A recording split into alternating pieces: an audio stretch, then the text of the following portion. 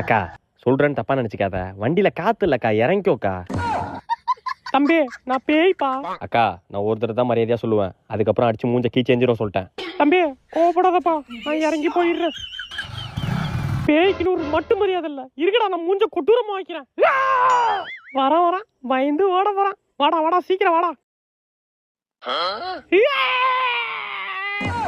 என்ன கண்டுக்காம போயிட்டான்? வரான் திரும்ப வரட்டும் இன்னைக்கு. அடி வா. அக்கா பாண்டிச்சேரி எந்த பக்கம் போனோம்? நான் பேய்டா. ஓ இந்த பக்கம் போகணுமா? தேங்க்ஸ்க்கா.